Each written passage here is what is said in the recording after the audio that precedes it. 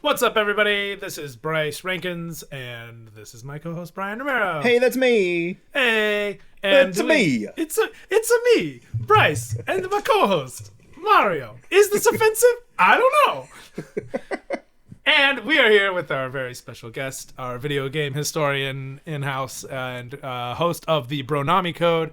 He's got the world record for the Game Boy Mortal Kombat speedrun. And his name is Nick Fratto. Yay. Wario. Nick Fratto. That's a me. This is not offensive. I hope not. I don't know. Who cares? I'm Italian. I could hang on to it. But yes, hi everybody. I got my 23andMe, and it basically just came back as a blank piece of white paper. My last name's Fratto, so that's got to give something, right? So, Yeah, right. I mean, it may not be Mario, like Mario, but still fairly No Italian. one's ever as good as Mario. Mario. Bob Or Hoskins Luigi himself. Mario. I just really want to know what was going on in their heads when they were going through the naming process. You mean Ted Mario and Tanya Mario? Yeah. Theodore Mario. Ted Theodore Mario. What's up, everybody? Yeah, thank you for that plug. Yes. On Hello. multitudes, not only the podcast, but my speedrunning accolades. Sweep the leg, man. You got to sweep the leg. You know what? That's not the strat anymore. So, quick plug in just regards to speedrunning. So, Mortal Kombat, my world record got beaten. No way. Yes, the original time, my first world record was 14:13. Got beaten by somebody who played as Kano. Kano ended up being the strat. He hit a 13:46. Wow. Took to the grind, and I regained my crown. Nice. I almost obliterated his record by a full minute. Holy Nice. crap. But I have to thank that guy who's now number 2 because he brought open Kano strat. So Kano's the new fighter, and all you do is high kick. You high kick and then to sweep. So just like in Karate Kid, Yeah. you can try to sweep the leg, but the high kick's where it's at. Oh, Right. 100%. Yeah, Legal the or not. crane. 100% legal in Mortal Kombat rules and guidelines. Kano wins. Flawless That's the best victory. part of that movie. Right. Do you still switch? Because I know you had to switch at one point because you couldn't do sweep the leg for one particular fight. Switching as in characters? Yeah, you had to switch characters for one particular fight and not fight a scorpion. No, you can't. So on the Game Boy port, you cannot switch characters. So is it that you switched strats that you couldn't sweep the leg on that particular fight? Yeah, so it was Goro. You can't sweep with Goro for any character, not just Liu Kang. Does so it you just have not to do it, or does he just have too great of a reach? You legitimately can't do it, so it doesn't register as hitbox. He kind of just swipes it out of the way because a giant dragon half prince or half blood prince or however you want to describe Goro. I am Goro. If you walk up to him and try to sweep the leg, you're gonna break your own leg. So That's fair. I see. So you got to get a running start and jump kick to not come back and do any damage. Is it the same situation for Kano? Yeah, but no. It's yes and no. I say no because instead of jump kick, it's jump punch. So I see. You jump low punch for Kano to knock Goro all the way back to the corner. Then you just high kick him to finish. The video's up on my Twitch channel if you want to watch it. It's pretty fun. What's your Twitch again? Your Twitch channel? It's twitch.tv/no_ice_5. So that's probably most. Nice. On top of that, I also got the world record on default category for Mighty Morphin Power Rangers. No way. Yes, for the Sega Genesis, the fighter, and then I got second place in any percent. So. Nice. Very cool. That's awesome. This has been our Mario podcast, everybody. Tell you about The Sega fighting Genesis games. and Mario Game all the time. Okay, so Mario. We are here to talk about Mario because Mario is there's going to be an actual Super Mario Brothers movie coming out in, as of April. the time of recording this, a month or so, a couple weeks actually, because it's April and we're halfway through the month. Mm-hmm. It's the champ's birthday here, March 14th. Happy Not that birthday, the champ. Happy birthday, the champ. The champ is what we call my brother.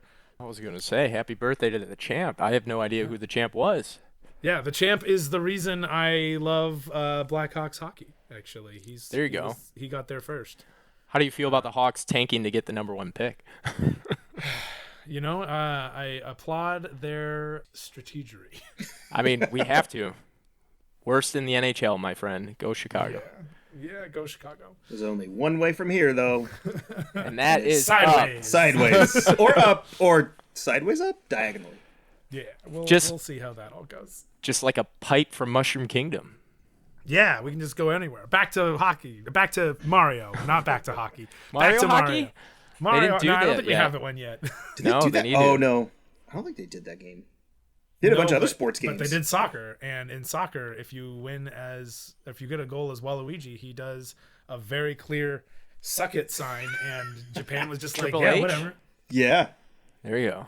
Yeah, full on hands slapping thighs. When are we going to get Super Mario Wrestling? Now, that would be pretty amazing. I know we have Smash I Bros. want Super Mario Oh, backyard wrestling. Yeah.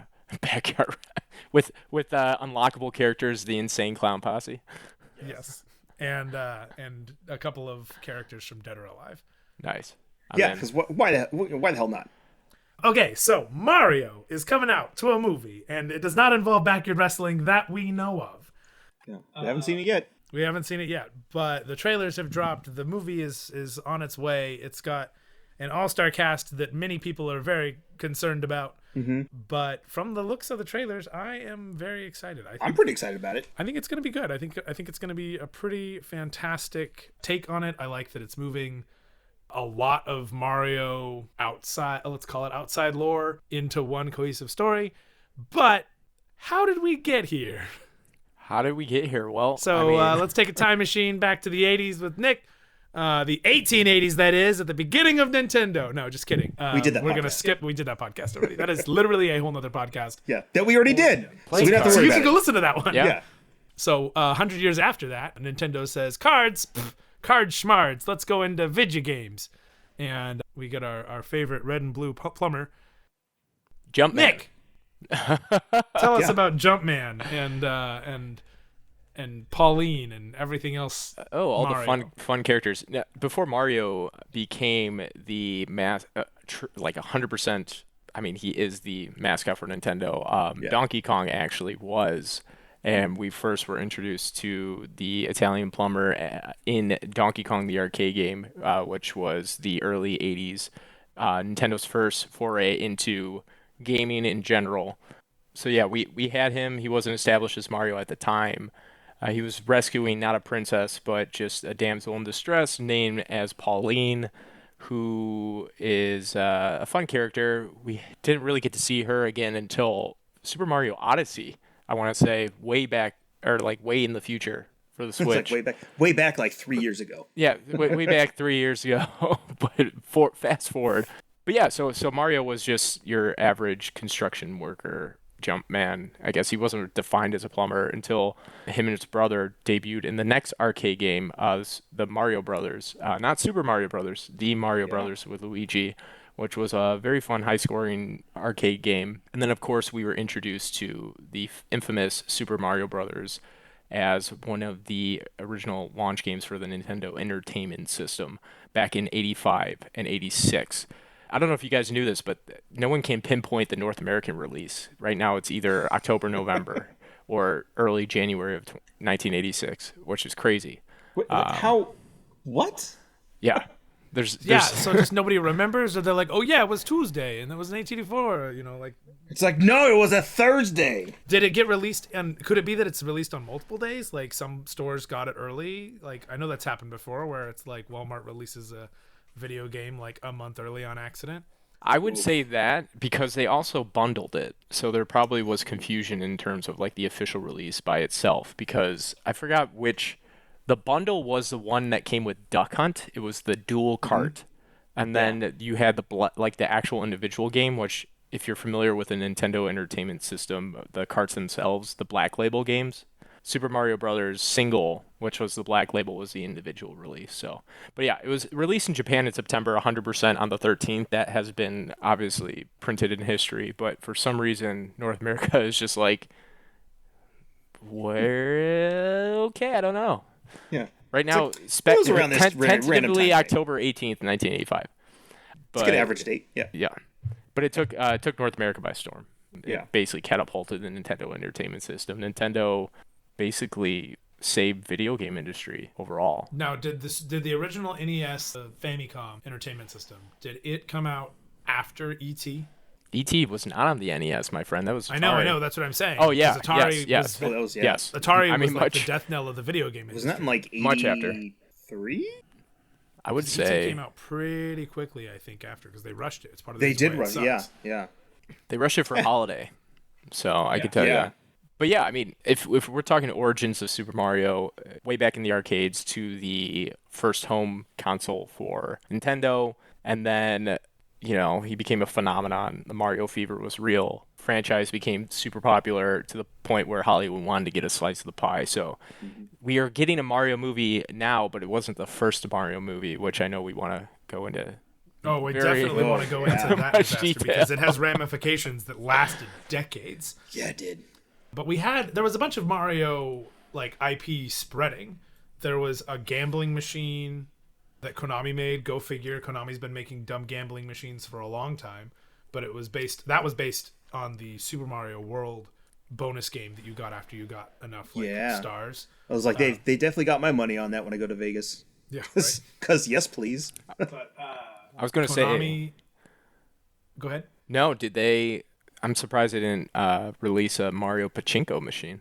I mean, I don't know that they can at this point. I don't think Nintendo would give them the rights. They might have at the time. I mean, it was just in the documentary I watched, it was just a gambling machine, but it very well could have been a pachinko machine. But there was there was a manga, there were cartoons, you know. But there were like spin-off games too. There was pinball machine games, and then like even early on, like Dr. Mario. Oh yeah, like when the Nintendo stuff starts really pushing Mario for all, you know, and then the Super Nintendo has its fair share too. Mario was missing, and a couple of educational games that did absolutely terribly. We're playing those. I mean, don't hate on Mario is Missing. It's basically a Carmen Sandiego knockoff. It really was, yeah. But yeah, I mean, before all the spin-offs, they were plugging Mario in a lot of NES games as just like a mascot or character. I mean, he's the ref in Punch-Out. Ref in Punch-Out. He's a referee in tennis. Is he really? Yes, he is. I think he's a referee. I don't want to say ice hockey. He shows up in a bunch of just random sport titles. Golf. He's in that, which is it's like the basic NES golf game. Yeah. And then of course his crossover to the Game Boy too. But it's just crazy. As soon as Donkey Kong took off, he owes a lot to the ape himself. Oh yeah. To jumpstart his career.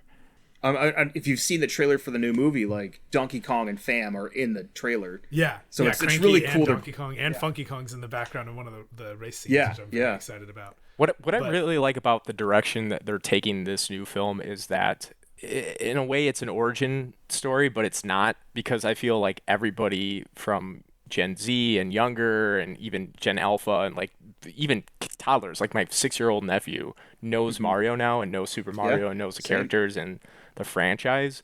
So what Nintendo is doing and Illumination is like they're putting every single, I don't want to say every single, but so much of the franchise in this one film, and they can do it because people know Super Mario. Yeah, well, they own them, but like Super Mario, people know Super Mario, so no one's going to be I would be shocked if people are confused about why this character, what's that, and what's this. Yeah. Well, especially after like Super Smash Brothers has been blowing up for the last 20 years. All those characters that they always randomly put in there, I'm sure they have the rights to them, so they might even just pop up in there, and it makes sense for the IP. Smash Universe, that's what everybody wants. Hardcore fanboys. Smashiverse. Whoa. Whoa.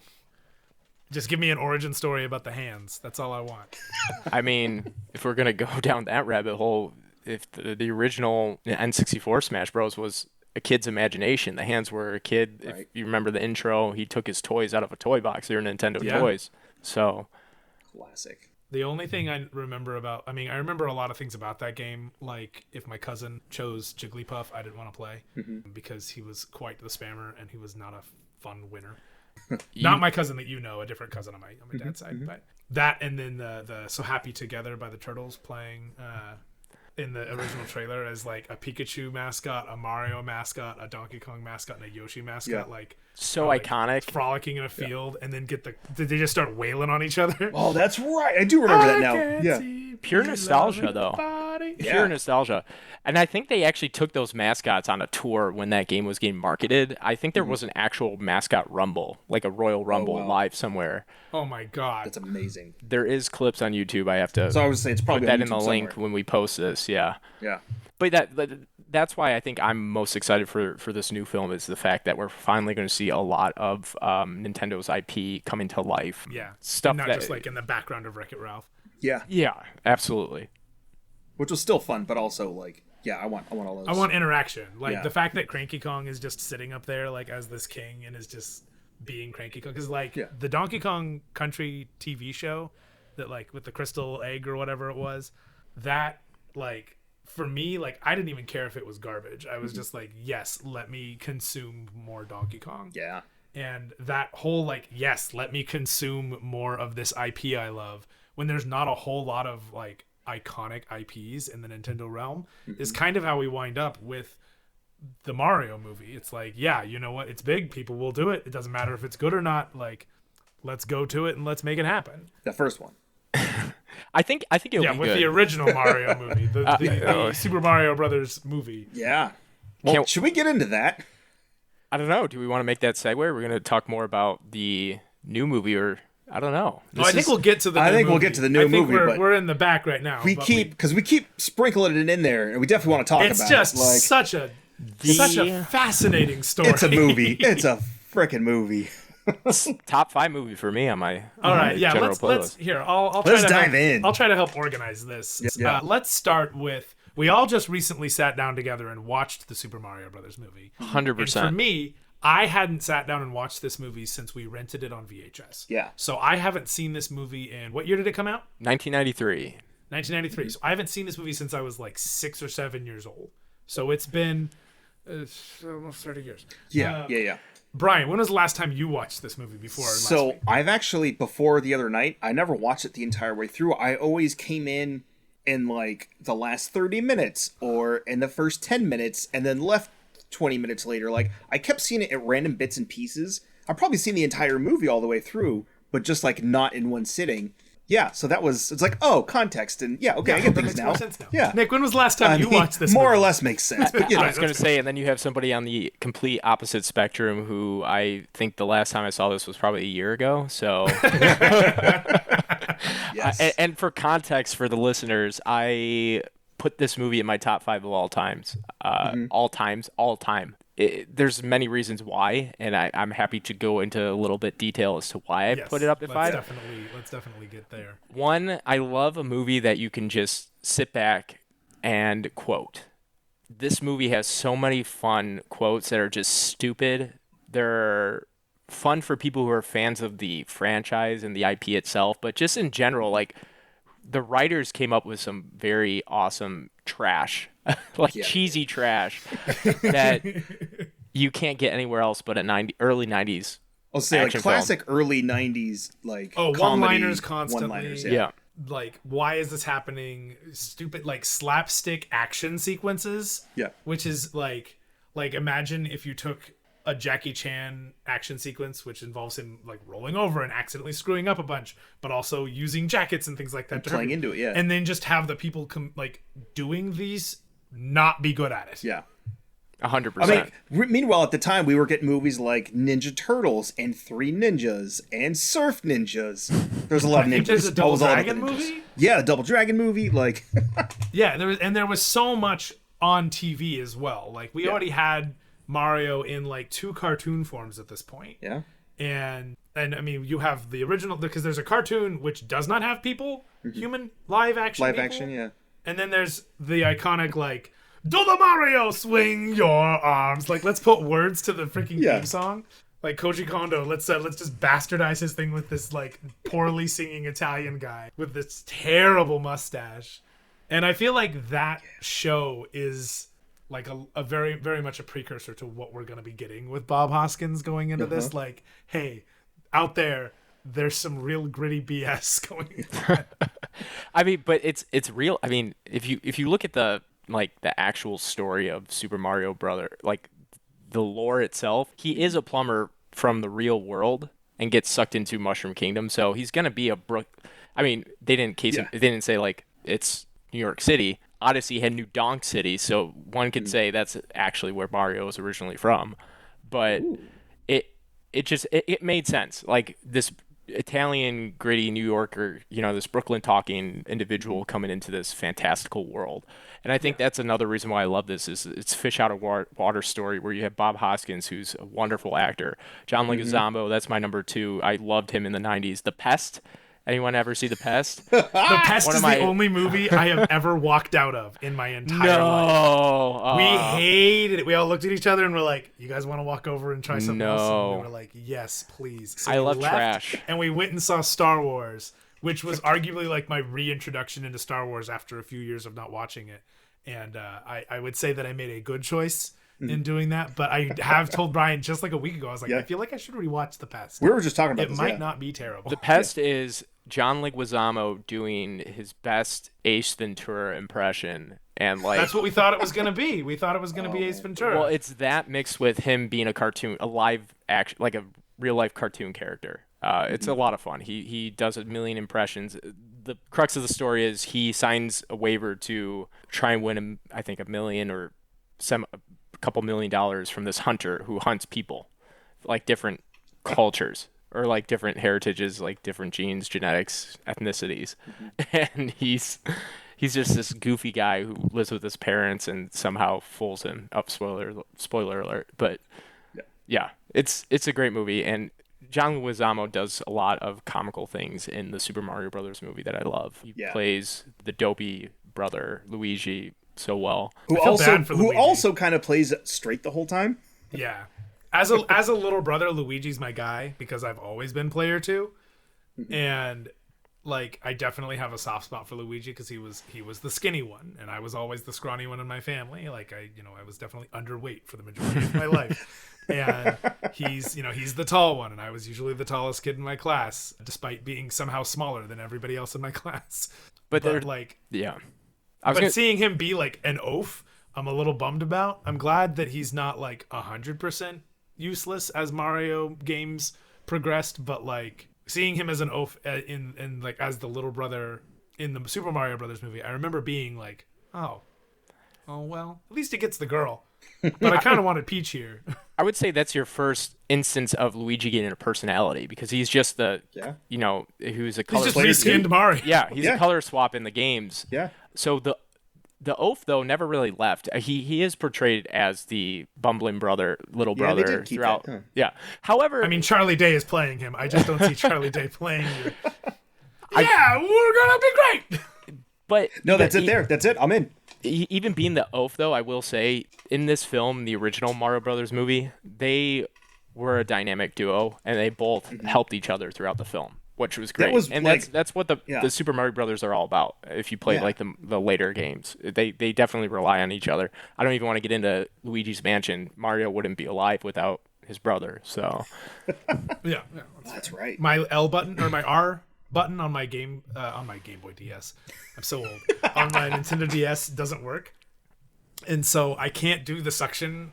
Like you need that action in the game in order to complete the game. To even start the game. I can't get through the tutorial because my button is unreliable. And so they're like, just suck up the ghost. And I'm like, I would love to if you would give me alternative controls. Yeah. So I have not yet played Luigi's Mansion because I have Dark Moon and I was like, let's go. And then, or rather, let's go. And then it did not, I have not yet played it. But he does, no, he doesn't. He isn't in Super Mario RPG, the greatest Super Mario game of all time. He is not. Not until the Mario and Luigi games, which successors. I have, which I was really happy for, just because I didn't really love Paper Mario, especially as an RPG sequel. Like I was like, no, I want more Geno and Mallow. God, those and guys were Booster. Yeah. Like give me those guys. But I am excited that there is a whole different, because that's the Superstar Saga, right? Yes. Yeah, and then like the Inside Bowser story and all that. Just going back to the movie though, it's just the music itself is just cheesy 90s R&B tracks mixed with some random it's classic. composition. Walk the Dinosaur is in there. Yeah. Everything about it. It's weird, right? I'm a hitter. Like in some instances, I want purity. So, for instance, the competitor Sonic and Sega, the Sonic movies, for the most part, are pretty like faithful to Sonic lore for the at least the character angles, and Shoot, that's still what gotta I see love. that second one. You have to. It's great. It's great. Yeah. It's fun. It's fun. It's not as good as the first one. I don't know. I kind of like the second a little bit better than the first. All But right. One of my favorite aspects of the first one is that because it's so low budget, they have to really push their product placement. And so, like, the Olive Garden jokes, the Zillow reference, like, it's just like, are we in a commercial? And then we go back to, and there's something about that was really charming that I was hoping they would keep in the second one. And so I was really hoping for just more, like, They got a bigger budget. I came here for, I came here for unlimited salad and breadsticks, you know. You know, You're a cheesy. your family, like an Olive Garden, something. Yeah. But like there was only like one Olive Garden reference, and it was just to that general. And they're like, Olive Garden guy. They definitely were targeting us though, because they took the whole early iteration of Sonic from the TV shows, his personality of being like super cool and goofy, not too serious. I appreciated that. There's I love serious Sonic from Sonic Adventure upwards, but like there's something about goofy classic Sonic, Joel White from like the Adventures of Sonic the Hedgehog. But I think the lovable characters from our video games that we've played growing up, they put a lot of that in the original Mario film. Another reason why it's top 5. It wasn't 100% faithful, and that's where I was getting at, and I was okay with it because I knew in spirit it was a Mario movie. How old were you when you first saw the Mario movie? I was 3 when it came out. When I first saw it, honestly, I can't remember. I would say 6. I remember first seeing it. My parents had early iteration of DirecTV, so you could actually rent the movies from DirecTV once they were released. Nice. And we watched it. We rented it from DirecTV and watched it in our basement. And that was like the first time I saw that. And I was so confused because, again, I was expecting some connection to the game. So when I saw the Goombas, I thought they were Koopas. They kind of look like Koopas. They do. do. They do. Every time they mentioned Koopa, I was like, but that's Bowser. There was definitely some of that on my end for sure. Like, wait, What? that's I mean, Bowser, his name is King Koopa, but I didn't know that, right? So I was expecting. I was like, oh, why didn't they call him Bowser? So there were bits and pieces of confusion at 6.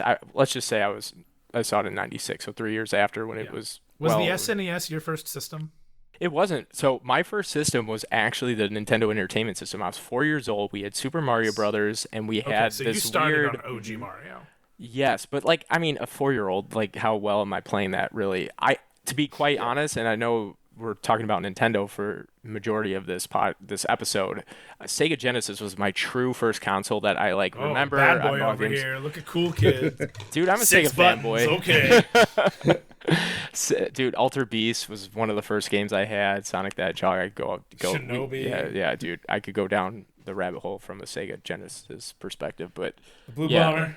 Blue Bomber, dude, I didn't play my first Mega Man game, even though it's an NES franchise. Originally was Wily Wars. That's my first introduction to Mega Man, which was the rare Sega port. Total random tangent, but yeah, NES was my first system. If we're gonna be completely technical, so in being introduced to Mario at that age, I knew exactly who he was. And my first system was an SNES, so for me it was a Super Mario World. Like when I went into the Mario movie, I was like, that's Bowser. I know who Iggy Koopa is because Iggy Koopa was my favorite. I mean, probably because I played him more than anything because he's in the first world. Yeah. But like Iggy Koopa, I had I pored over those instruction manuals as a kid, and Iggy Koopa and Yoshi were like my 2 favorite things. Hell yeah, Yoshi. And when Yoshi came out in the movie, I remember being like, "That's cool as shit because that's a walking dinosaur." Where the hell's Yoshi? Where's Yoshi? Yeah, yeah. This is not. Are they not going to write him? And then they don't even actually meet him for the entire movie until the very end when he waves at them. And like on some level you can see them waving, but like you know they're like, who the hell was that guy? I don't know, just keep waving. Yeah. Unless that was in one of the deleted scenes that apparently came in the movies or from the movies. Which apparently exist. But anyway, sorry. You came into this knowing, at least at some level, like, did you know who King Koopa was? I didn't know his actual name was King Koopa. I think they might call him that in one of the cartoons. That they was, like, do on the Family Channel. He's known in lore. I think I as- knew who it was, but I was also like, yeah, but he's actually just Bowser. Call him Bowser. But So yeah, I watched the heck out of that cartoon.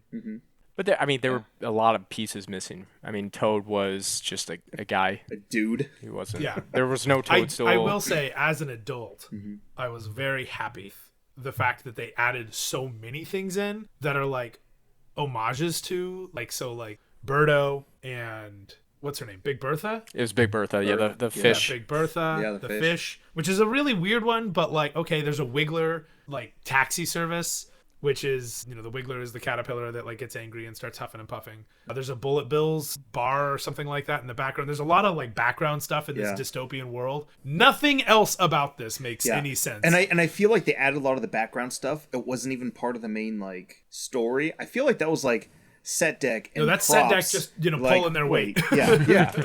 They built Set deck's like yeah. something in here's got to fucking reference Mario. Yeah. Because Bob Hoskins sure as shit isn't. Yeah, Mario, our beloved plumber. I'm not gonna kill him. I'm gonna rip him apart, and then I'm gonna kill him. oh, this is a children's movie. You Mario's hardcore. Mario don't give a shit. No, Mario. I'm gonna stick this plunger and I'm gonna stick it right up. I was gonna say the featurette you sent me after we watched it when they were going through the set design was unbelievable. Like, I have to admit that the whole dystopian Blade Runner aesthetic was perfect for this. Oh, totally. I almost wish Chalk that somebody that up would too, do a cut of this with like Blade Runner type music, so that it could just have the full like Blade Runner. Sure, it's somewhere on YouTube. 100% why another like added to the long list of reasons why this is like top 5 overall. It's just it's fun. Yeah. It's absolute. It's bubblegum. It's candy. What's the phrase? It's not trash, Bubblegum pop? but it's bubblegum pop. You sit Yes. back. It's guilty pleasure. You know what you're getting. It's stupid. It's quick. You could do it within an hour and a half. Yeah. And you feel fine afterwards. Get a nice pizza and sit down and just enjoy it. Yeah, Brian, you saw bits and pieces, but you never actually sat down to watch the movie. Yeah.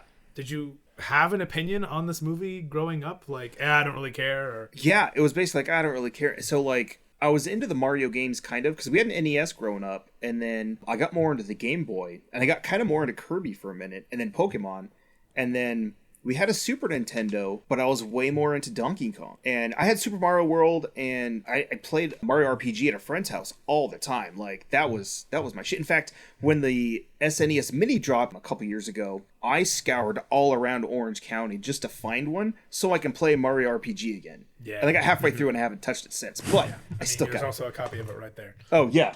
Yeah, it's right there. Looking right at it. Right next to Super Mario World, which was my first Mario game. Yeah, so like I was into Mario, but the other IPs interested me more. But like I still didn't hate it by any means. So like if the movie came on, I'd sit and watch it for a little bit, and then ADD would kick in. Like, what else is on? Or just be at a friend's house and be on, and then we'd like go outside, or we'd put on You another were blessed video with game. video game hyperfocus like Nick and I were. Yeah. But also, luckily, I was blessed with some like kick-ass friends growing up, and like one of my friends had a PlayStation, the other one had a Sega, and then between us all, we had like all sorts of games and all sorts of like multiplayer games. Yeah. So, I mean, not that Mario wasn't multiplayer, but like as a 2-player game, it was a little Hey, you're not taking your boring, turns. but like there's just so many other games we could have played. And when you're we playing did. with somebody who's good, it's 2 minutes before you get to play again, and then you die in 10 seconds, and it's another 2 minutes. if so you not don't longer really than get to 2 play a minutes. lot. Yeah, lacking simultaneous play for sure.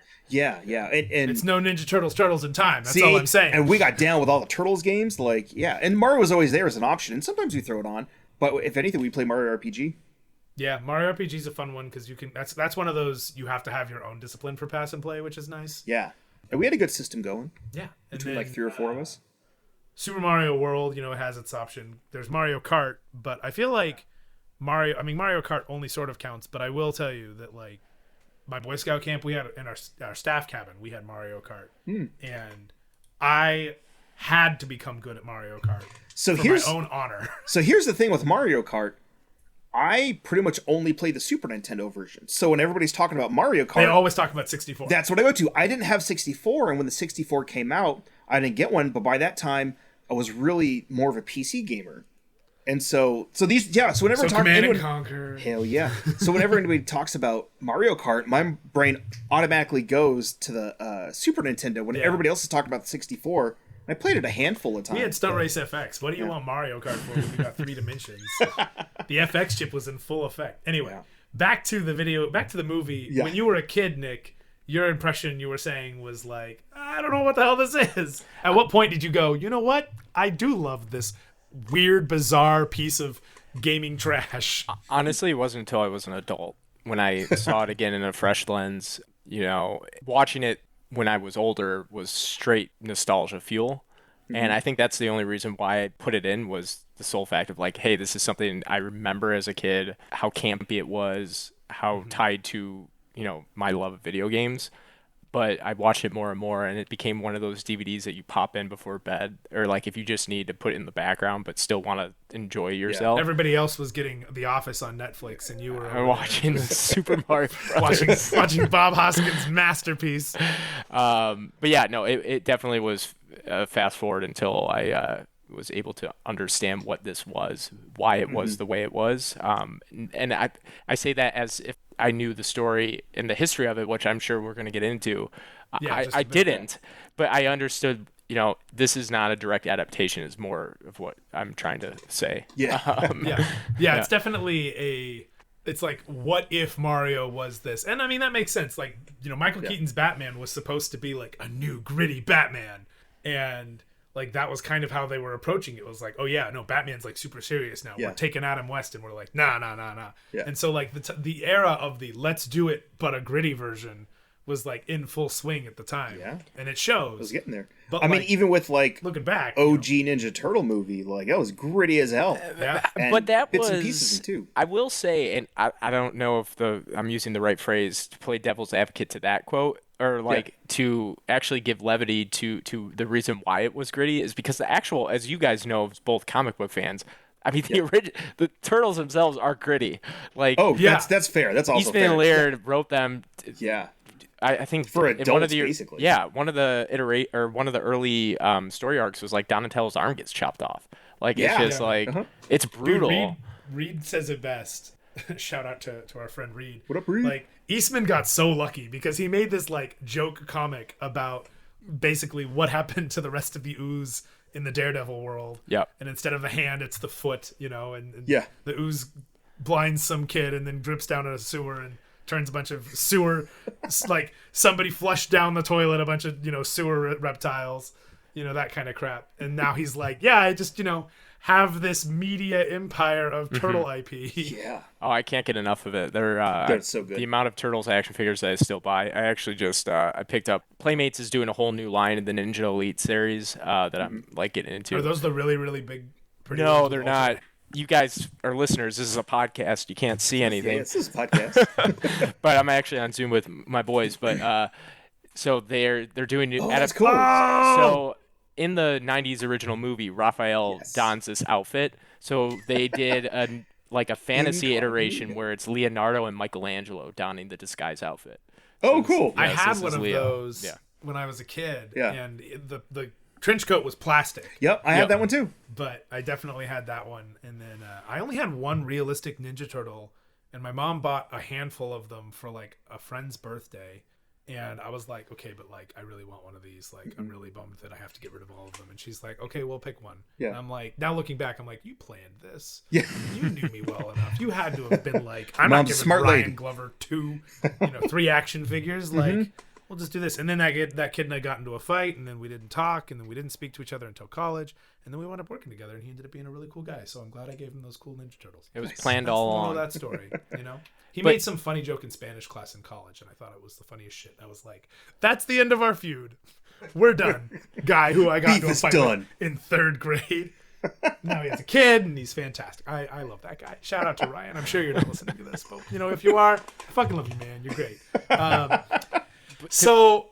I was gonna say, to be fair to the producers and the directors of the Mario Brothers, like they were putting this movie out in a time where, yes, there was a lot of, everything was gritty, right? The early 90s. Everything was gritty because kids want to be cool. Yeah. This is all Sega's fault for trying to be the bad boy. Mario was like, we could be a bad boy. We're going to get the baddest guy in Hollywood. Who? Dolph Lundgren? Rocky Balboa? No. Bob Hoskins. You sure? Is Hoskins available? Does he have time? It almost was Yes. Tom Hanks. I don't know if you knew that. Was it really? Tom Hanks. Hey, it's me, Mario. Yeah, 100%. It almost was Tom Hanks. I think this Koopa guy's pretty great. That's my impression of Tom Hanks. Thank you very much. I'll be here all week. Wait, hang on. I have to. If we're gonna go, could be used as a segue to go to the history of there. But if we're talking about casting really Yes. quickly, Yeah, let's do it. Let's go. the first interest to Nintendo was Dustin Hoffman, Wow. and Dustin Hoffman did express interest in portraying Mario. But then after some internal debate with Nintendo Japan, Arakawa, the president at the time, said he wasn't the right man for the role. Princess Peach, I think you're Then following, they offered Danny DeVito. which I would have been all about. That would've been amazing. And they would have given him the director's mantle, which were, yeah. Mantis Toboggan. I take back Doctor. what I said earlier. Tom Hanks was actually originally considered for the role of Luigi. Oh, Okay, that makes more sense. Yeah. Especially young, like, just coming off of The Burbs. Yeah. Tom Hanks. But a string of yeah. recent box office oh God, I can't talk. Yeah, never mind the fact that Tom Hanks has not had a year without a movie since, like, 1983. Yeah. But they dropped him. Nintendo didn't want him because his earlier films didn't do too well, so they dropped him. Arnold Schwarzenegger and Michael Keaton were both approached to play King Koopa. So there could have been a world Schwarzenegger where would have been amazing. Schwarzenegger is, he was like, all right, I prepped for this role. Oh, I didn't get it? I'll just make it all about Mr. Freeze. Like, you could just take his production of Mr. Freeze and be like, yeah, that's basically what Bowser could have been. Yeah, shoot. So if anybody hasn't been like fully familiarized with this, there were so many things going on with this movie that was all over the place, from the directing and the writing and the casting and production. And that's kind of what we're going into now. Yeah, and coming from a film perspective, having worked in the film industry for as long as I have Brian having worked in the film industry for as long as he has, development hell is a thing that a lot of it's a pitfall many productions fall into. Too many hands in the cookie jar as well. You It get, does you get know, off you go, the okay, ground. we're gonna have this guy, and then he can't do it because of scheduling or because the producer or the production company says, nah, he recently said some things that are gonna get us in trouble, or no, he has had recent box office failures. We don't know that Tom Hanks gives us the star power we need. Yada yada yada. But like, to have it change as often as it did already is a sign. Like, hey, this might not go so well. And the fact that they were going to give Danny DeVito the director's chair, like, to sweeten the pot. I mean, at this Very point, early like, over then. So who's running this show if you're still trying to find a director when you're also trying to, like, get these people in? So carry on, Nick. Tell us more about the wonderful history that is everything before we start shooting the Mario. It sucked. It's trash. Yeah, I mean, there's so much to talk about other than. So Nintendo wants to make this movie. Yeah. Do they get approached or are they approaching? They get approached first. Okay, by Universal?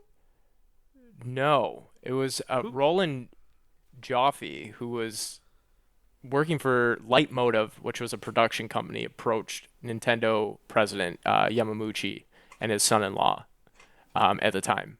So he was having a business trip out in Japan and saw that Hollywood was booming, needed to blow up this IP, this franchise.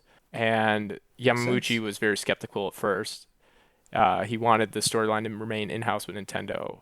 And after some negotiations, he finally caved and gave, I think, Joffe like $2 million to contract out temporary control over Mario. So he wasn't 100% sold, but he's like, look, I get that there's going to be financial gain if we turn this character into a film franchise. So Yeah. And Nintendo is very big on keeping things close to the chest. yes, They definitely 100%. don't lend out their IPs. Like when I said earlier that Konami made a gambling machine, when I heard that, I was really surprised. I was like, I'm surprised that Nintendo licensed Mario to go anywhere.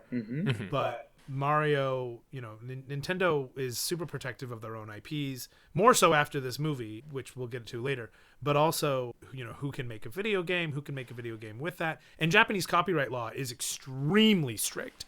So, even if like in post-production for this, I wanted to like play clips, I'd have to be extremely careful just to do any sort of Mario sounds, because how protective they are over things. Not that like they care about our, hopefully more than 20 listeners. Hi, Tommy. So Yeah. For them to be like, yeah, you can take this, our flagship IP mascot and make a movie with him is kind of insane. Oh, it's bananas, especially of what you just said of like that's Donkey Kong. This guy. All right, that's it. End of episode. That's it. That's my time. Thank you, everybody. Be sure to tip your waitresses. But no, it's absolutely wild. So here comes this guy who works for a very small production company. He says like, hey, you have the potential of blowing up this character and making a lot of money with Mario in Hollywood. Yamaguchi was hesitant at first, was like, okay, cool, we'll sign this $2 million contract so long as we have the merchandising rights for the film. Okay, go figure, right? He pulled like a George Lucas with Star Wars. Like, the character is popular. So I think they saw, if I'm just reading between the lines, Nintendo saw this opportunity to make money through the realm of just like blitzing out the character, right? Who cares if the movie failed? We have, exposure. There's no such thing as bad press. But basically, and Javi actually really wanted to sell the rights that he won over to a larger production company, because he said if the transition from light motive to a larger production company, Nintendo would have more creative control over the film. But Nintendo literally had no interest in creative control and believed that the Mario brand was strong enough to allow an experiment with an outside industry, because Nintendo didn't make movies. How Nintendo bad could it be? Yeah. Oh, just you wait. How bad could it be? So they kept it within light motive. I just found out when The Wizard came out, the 1990 movie The Wizard with Fred Savage, Nintendo got paid $100,000 just so they could license their logos and put a little bit of game footage in the film. Wow. Like in 1990 bucks. Like, so Nintendo's already like, oh wait, we can make lots of money on this? Okay, but like they're clearly not doing it for nearly what they'd be charging now for use of the IP. Oh yeah. Yeah. But you need somebody to write it well, even if it was with a smaller production company. They had the money to shop it around, right? To see who would want to jump on this from a screenwriting perspective. So the first screenplay was actually written by Oscar-winning screenwriter Barry Morrow, who wrote Rain Man. So he's like, I already know Dustin Hoffman. Yeah. And the production titled script was Drain Man, which is so funny. That is makes amazing. sense. That's great. Yeah. Yeah. Taking some excerpt from Wiki, Morrow was like describing that the screenplay was in study contrast, like Laurel and Hardy or Abbott and Costello. So the relationship between Luigi and Mario. Which, I can buy that. I see that that's kind of where they're going. But the premise was an Odyssey or Quest, like the game itself, like Rescue Princess Peach. So it seemed more in line with what you interpreted from the storylines that you received from playing the games, right? Yeah. So sure. at first glance, like, we were on the right track. Of course, that didn't happen at all. Yeah. Nintendo ended up passing on this story because it was a bit too serious, as opposed to a fun comedy, which was all the rage outside of just... It was either a dark, gritty action movie in the early 90s or like a fun, zany comedy, right? That was like the triple balance. And they wanted edge because they figured it would open to a bigger audience. Yeah. Credit Ghostbusters too, of like coming out too, so they wanted to follow in the footsteps of there.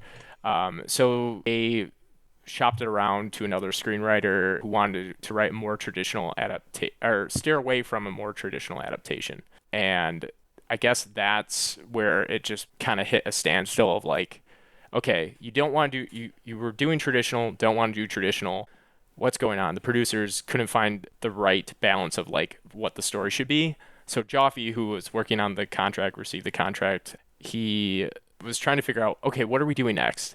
And that's when he began thinking of Max Headroom, if you're familiar with that TV show, which was like a sci-fi TV show. And that's where he ended up being the directors, Rocky Morton and Annabelle Jankel.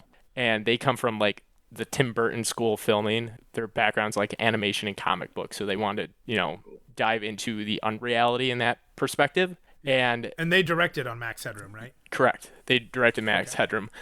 And this is so funny, we were talking about earlier of how Tim Burton's Batman came out and Teenage Mutant Ninja Turtles came out around the time. They approached Joffe and were like, look, if we do this in the vein of like Max Headroom and dark comic book-esque adaptation, we want a darker tone popularized by these films, Batman and Teenage Mutant Ninja Turtles. So they they didn't want it to be super family friendly. They wanted it to be a dark dino world. Wow. And so that's where everyone kind of just held hands. It was like, okay, let's do this. It said they were also taking inspiration from Die Hard, Mad Max, and Blade Runner for this film. So Super Mario Brothers. Super Mario Brothers. Super Mario Brothers. But- and Mad Max. Dark and a I mean, I guess with those cars, they're Yeah. fully electric fleet. progressive. But that's There's no oil. Yeah. Yeah. They have to do electric. Dinosaurs. There's no oil.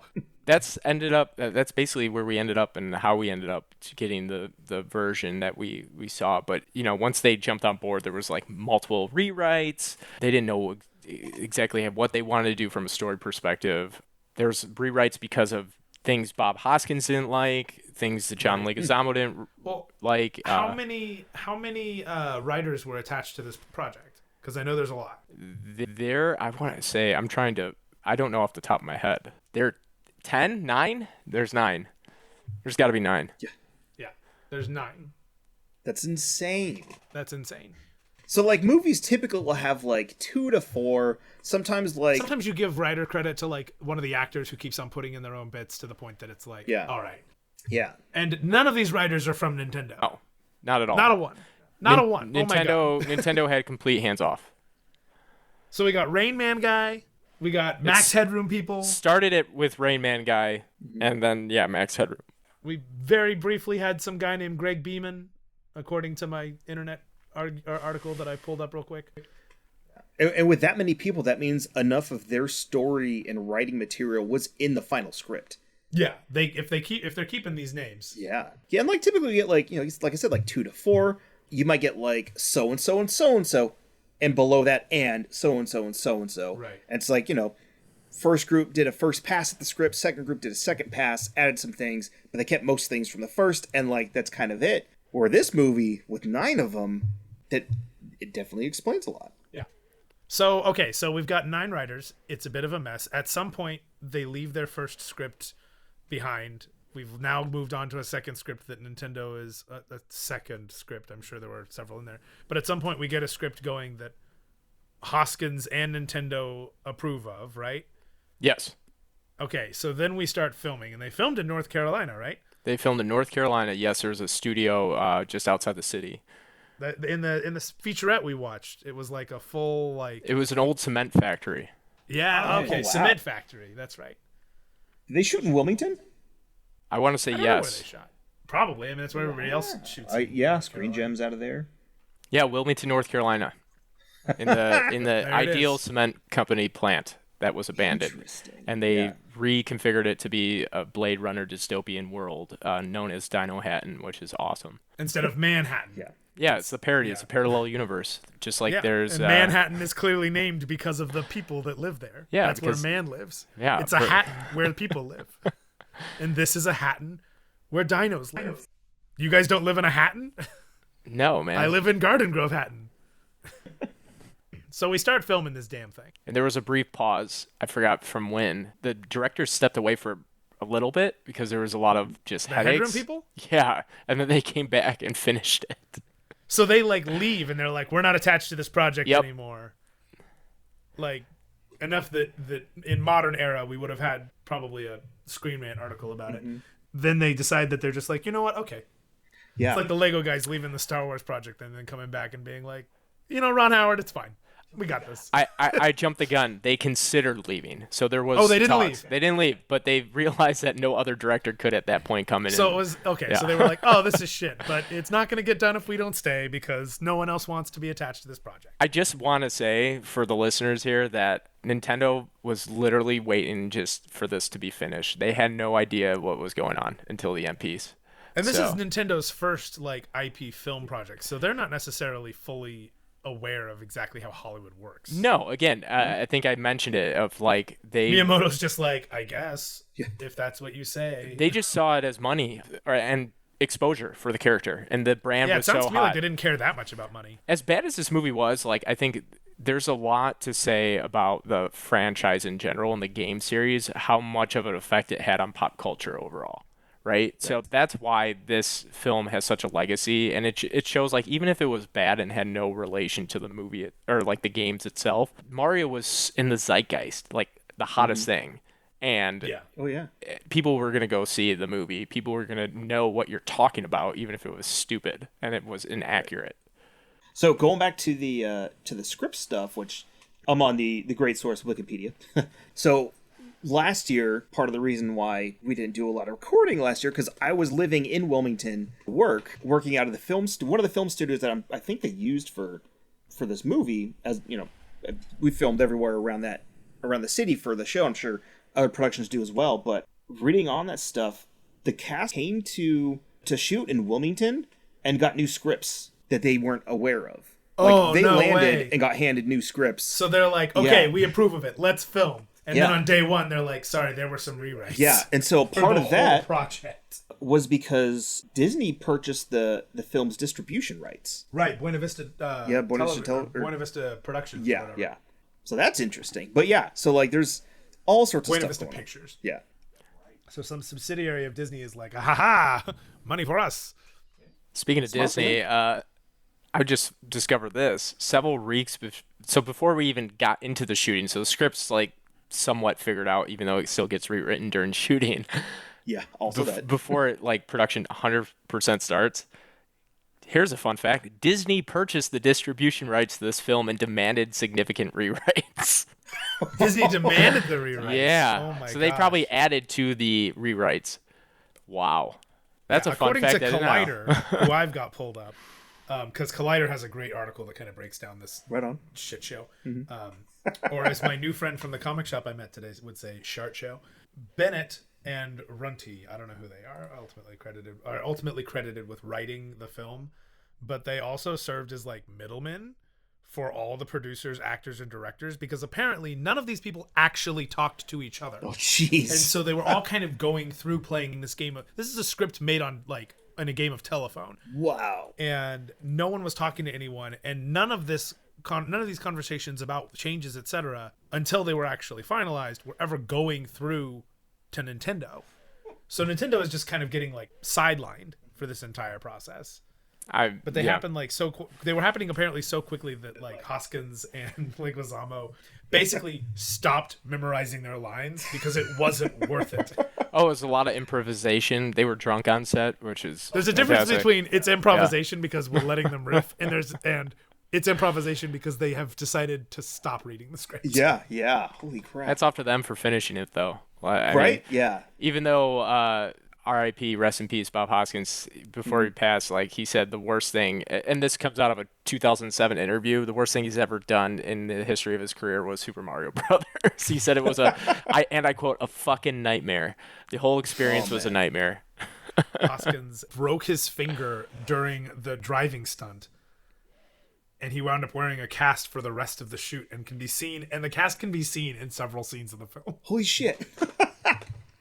Which is funny because, you know, if a lot of you don't know, they typically shoot movies out of order. Like, they're not going to go, you know, all in order. So that cast has to be in random things, random shots, random scenes in the movie, depending on what they were doing in that 6-week time frame, I'm guessing, where you had to wear it. Yeah, and then Dennis Hopper was not necessarily known for always being the most amicable person on set.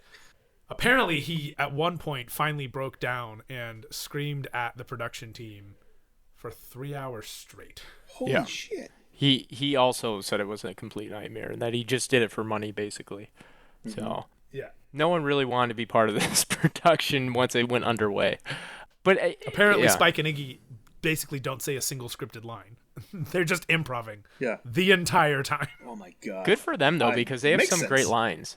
Arguably, they are way funnier than I remember them being as a kid. I think I was so frustrated that I was like, where is my Mario movie? Yeah. When I watched it. Because I remember as a child being really uncomfortable. Like you said, like, what is this? But for me, I was like, this is supposed to be Mario. Yeah.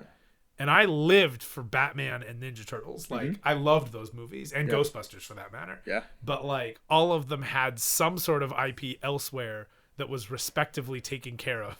That this movie was just not doing. And I think that's part of the reason why I never really sat down and watched it as a kid, because I was just like, this isn't Mario, and then walk out the room or change the channel or whatever. Do you have the infamous Rocky Morton coffee story in your notes? I do not, but from what I recall reading in shameless plug the Console Wars book, he threw coffee or he got coffee thrown on him. No, he poured hot coffee onto an extra. Oh, because yeah. Because he believed that the extra was not, quote, dirty enough. Wow. And apparently a stuntman's pants actually caught on fire because of a stray spark, and then an electrician nearly died grabbing an electrified lever that got him thankfully kicked from the source. It fried him enough that he got launched back instead of gripping on, which happens a lot. They're lucky he didn't actually die. Yeah. Which means it was enough electricity that launched him instead of the alternative. That's fucking insane. Yeah. Growing up with a father who knows a ton about electricity because of what he does for a living, the amount of electricity that is required to kill you is not a lot, but the amount that will cause you to like grab on and hold tighter because your muscles will all like freak out is a pretty wide range. Yeah. But if you have it That's high why we enough, use TIMS units. it will TIMS launch you. And that's how hot this particular lever was that this poor electrician grabbed. Lord. So the process of this is just a disaster. It makes me think, like like we said earlier, like with as much as we've been in the industry, I'm like, I wonder if we know anybody who worked on it. Our friend Devin, he worked on a music video, and he was in a house of some guy, and the guy happened to be like a costumer, and they were shooting a music video in his house. He's renting it out for the production. Yeah. And Devin was like trying to find a place to like stash a light or something, and he opened up a closet door, and the jump shoes were in the closet, and Devin's like, oh my gosh, are these real? Because Devin lived for this movie. Yeah. Like Devin asked his father to get him a plunger, and then Devin like would run around the park with a plunger, and then he had to stop because all the moms started giving his dad dirty looks because they were like, look at this irresponsible father letting their son. He's like, it's a clean plunger, I just got it from the store. Yeah. But like, he's like, sorry Devin, you can't take the plunger to the park anymore. But so Devin, who loves this movie and who lived for it, like when we watched it, I sent him a picture of Yoshi. I remember. Absolutely no context, and he went, Yoshi! Like immediately knew what it was. Real because, quick, yeah. Frankly, seeing that image of Yoshi out of context, you're like, what is this badly puppeted dinosaur? Except actually, it's actually a fantastic puppeted dinosaur. Yeah. But Jurassic Park also came out like a year prior. My standards are very high. Yeah. But Devin saw these shoes and was like, are these real? And the guy's like, oh yeah, they let me keep those. And he's like, what the hell? Like Stompers. the stompers are just here in your closet. And he's like, yeah. And he's like, oh my God. And so Devin had to work around those things. Yeah. I'd frame those, or not frame them, encase them in a glass box. Right. Put them in a shadow box. Yeah. Yeah. You said 6 weeks, by the way. It was a 10-week shoot. It got pushed to 15 weeks. Oh no, I said 6 weeks because typically if you broke your bone, you're typically in a cast for 6 weeks. Okay. Yeah. Which means less than half of production, but more than half if production was on schedule. Still a decent chunk to be chunked in a cast on set and try to hide it somehow. Oh my God. So Morton and Jenkel, who were the directors, were not allowed to help with reshoots when they needed more action scenes. Oh. They were barred from the editing room. Makes sense. Jeez. Before the film came out, their film careers were basically already ruined. Wow. Yeah. Brutal. There's so much negativity surrounding this film, but yet the legacy, I think, is the reason why we're talking about it now. Yeah. I mean, it's a fascinating dive into. I mean, it's why we watched Tiger King. Like, sometimes you want to see a train wreck. Yeah. To understand it, I would love to see a biopic of like a recreation of the production of this movie. Yeah, just to make a movie about the Mario movie. Shoot. Let's pitch that. The man himself, Miyamoto, though, I think I mentioned to you guys earlier that he actually was he was okay with the film in the end. Quote, You said he said, in his words, he said it was a very fun project that they put a lot of effort into. Yeah, do we wrong. want to say that? Is that a lot of? I guess that's a lot of effort, right? A lot of effort Technically, to it is a save lot it. of effort. Yeah, considering you had to like save 3 people's lives or whatever. But this maybe we could use this as like a launching pad into the new movie. Is that he said some of the regrets that he had was that the movie tried to get a little too close to what the Mario Brothers video games were, and in a sense, it became a movie that was about a video game rather than being an entertaining movie in and of itself. Oh wow. That came from Miyamoto, which is, I think, quite the opposite. I think it shoehorned a lot of the video game references in there. Yeah. It tried to. Yeah, big time. I It was think a movie that was referencing, like made reference to video games at best. I think it didn't get into the lore or the source enough, and that is what I think Illuminations is now doing with Nintendo. Yeah. And of course, this is the reason why Nintendo now has a say in the film. Yeah, versus rightfully the other. so. Well, and the rumor online for a long time, because there was always this question of like, when are we going to get a live action Zelda movie? When are we going to get a Metroid movie? Like, Because we haven't had anything from Nintendo since, right? Yeah, no. well, and the first live action film from Nintendo, Yeah. Nick was just telling us earlier. Yeah. Sega and Pokemon aside, because they're technically different companies. Pokemon it was. So Well, yeah, 2019, yeah. Detective Pikachu was the last, or was the next live action iteration of any Nintendo IP since They the had Super not Mario done Brothers. anything since. So that was more than a decade. That was 16 years. But we did get the Donkey Kong. We did get television. Oh yeah. Yeah. So cartoons. we had the Donkey Kong cartoon. We had Mario cartoon. Yeah. I don't know that there's probably Did like a Kirby anime or something. I was like, did we get? Oh yeah, I think there might have been. There's definitely a Zelda anime. Yeah. Wait, is that the one with Excuse Me, Princess? No, that's not Or the is anime. That's the actual North that's that American weird video game. No, it's that's the Oh, video. yeah! There was a Saturday morning Zelda cartoon.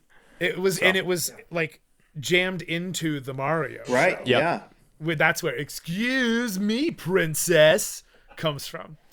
Yes, there's Zelda manga. There's Mario manga. They definitely had no problem putting it out into various In other IPs. different but mediums, but we haven't had a not movie. film. No. Not from. Have we had any? Are there any animated? I guess there's Pokemon, the first movie. Yes.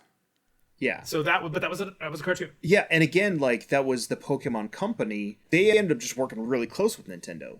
That wasn't a straight Nintendo company, and like I similar. mean, they're still owned by Nintendo.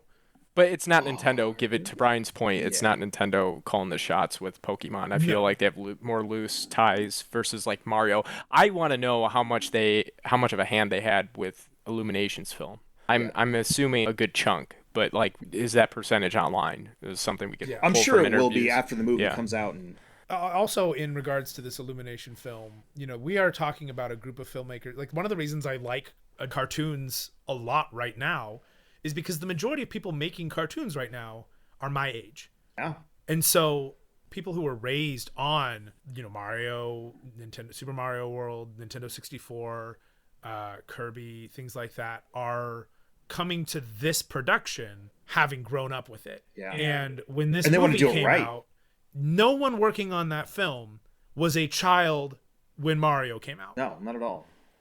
They all were adults coming to this. Like, I think Leguizamo is a gamer and had some opinions on how faithful it was. I'm pretty sure I've read that somewhere or another. If I'm wrong, fight me, John Leguizamo. Please don't. I've seen you in action sequences. I don't want to do that. Go see Violet Night, everyone. Just. Oh my Violet God, he's Night. so. I mean, It's your he's new good favorite in pretty much Christmas every movie he's in, even Mario Brothers. But with this movie that came out, Super Mario Brothers movie, the original Super Mario Brothers with Bob Hoskins and all them, this is a bunch of adults who are like, I think this is what the kids like. Yeah. And, they're not necessarily in it. Whereas, like, the ones who grew up with, like, Ren and Stimpy and all that are the ones who are now animating cartoons. And so you go, hey, let's make a movie about Super Mario World. And they're going to be like, bro, we got to include Cranky Kong. Like, including Cranky Kong, that is not the call of somebody who loosely understands Mario. That's somebody who is deep in that shit. Yeah. And is like, But who played all that stuff and watched all those cartoons and like has a love and respect for all that stuff. Exactly. And I think that's why Detective Pikachu could not have come out before it did. Because God, that movie was so good. I love Detective Pikachu. Same with Sonic. Yeah. But like, you had to be a kid with Jaleel White being like, that's no good. I don't remember what he has another line in the cartoon. I tried to do a deep dive into Sonic about 6 months ago, and it didn't last long because those cartoons are in fact kind of terrible. But the cartoons and the other IPs and playing the video games as kids, and frankly how we played on the playground as kids. Yeah. I don't know about you guys, but like I was constantly pretending I was in a video game on the playground. Oh yeah. Like if I ever work in the video game industry, I'm going to be like, I've been designing video games since I was 7 years old. Because I have been. I've been like, and then they throw this at you, and then they do this. And then you got to go to cross the monkey bars, and that's a whole level. Yeah. Yeah. One of the So it's cool. Like I feel the love in this. Even in the trailer. trailers. Like, yeah. Nick, what were you saying? I was just gonna say, if we're on that tangent really quickly, one of the greatest video game video games that I made, it was I think when Jak and Daxter came out, the craze of like the adventure platformers like running guns.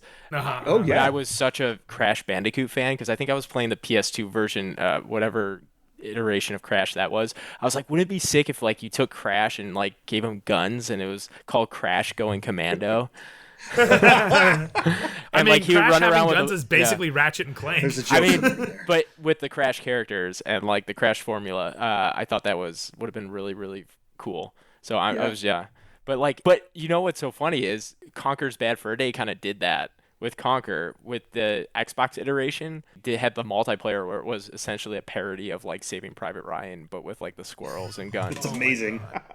You know, it's interesting too because Jak and Daxter is that action jump around platformer, but Jak 2, its sequel, is a run and gun like Grand Theft Auto game. Like you can steal cars and stuff, and like you're in this dystopian future, and you've got like a hardcore gun. But the first game is very much that like you roll and then you jump. Is like half the soundtrack, and you know it's like a jumping platformer.